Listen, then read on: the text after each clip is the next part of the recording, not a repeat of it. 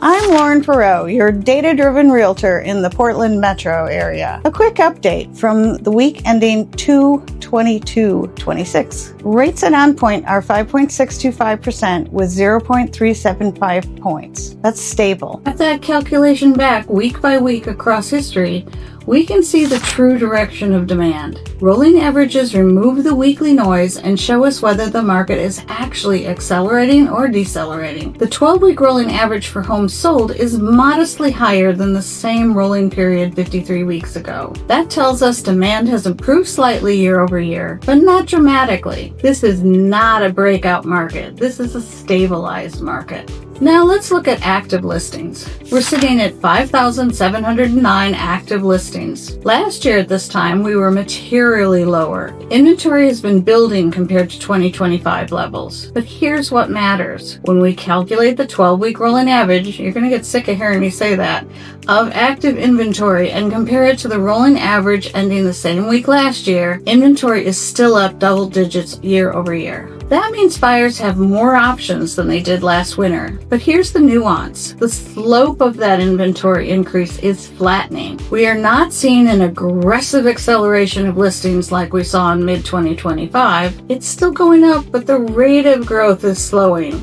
That's important. What about pendings, you ask? Total pending deals are at 2,914. Last year at this time, we were significantly lower. When we smooth that into a 12-week rolling average, pending activity is trending above last year's rolling average. That tells us buyer demand is quietly stronger than headlines would suggest. New pendings this week came in at 594 versus 520 during the same week last year. That's a meaningful behavioral shift. Buyers are stepping in earlier this spring compared to last year. Maybe it's the great weather we're having. Now, let's talk supply entering the market. We had 554 new listings this week. That's fairly typical for late February. When we look at the rolling trend, the listings are slightly up compared to last year, but not surging.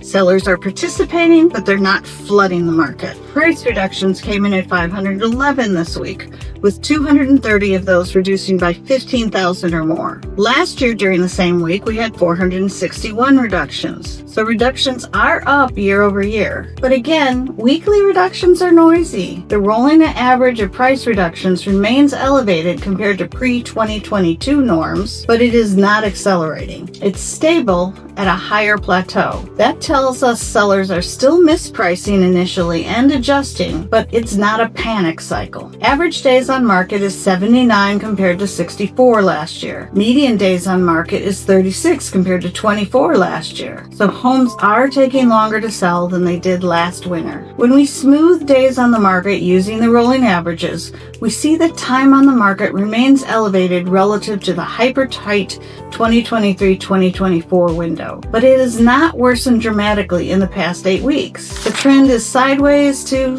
slightly improving. Now pricing. The average sale price this week was $585,758 versus $590,636 during the same week last year, down 0.8%. Whoop-de-doo. The median sale price was $515,000 versus $525,000 last year, down 1.9%. On a weekly basis, that looks like softening, but weekly prices are volatile due to mix of homes sold. One very expensive home can skew the week's calculations because it's a small data set. When we look at the 12-week rolling average for median price and compared it to the same rolling window 53 weeks ago, pricing is just slightly negative to flat year over year. That's stabilization, not collapse. The average sale to list ratio is 99.16%. Median sale to list is 100.41%. That means half of homes are still selling at or above list price. This is not a distressed environment. So what does all this mean for you?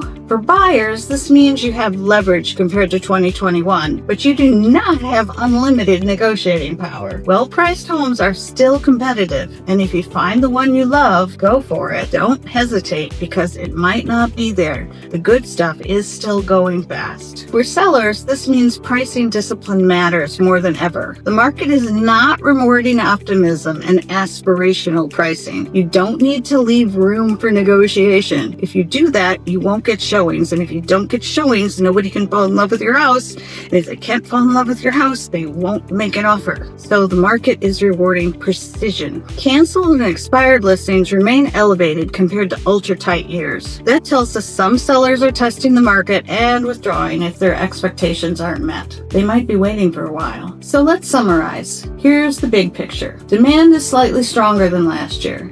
Inventory is higher than last year. Prices are flat to slightly negative year over year. Days on the market are elevated but pretty stable. And rates are behaving better than last winter.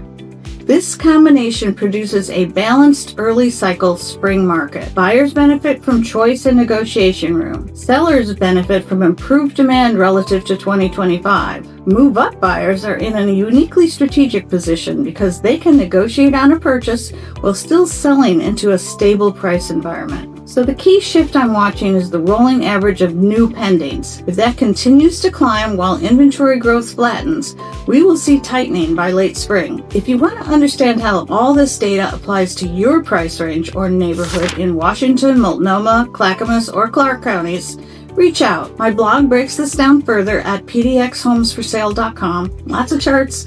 And you can always call or email me directly. And I hope you'll subscribe if you want to see these trends before they hit the headlines. I don't believe anyone else in the area is analyzing the data to this level of granularity. So, hope I'll see you next week.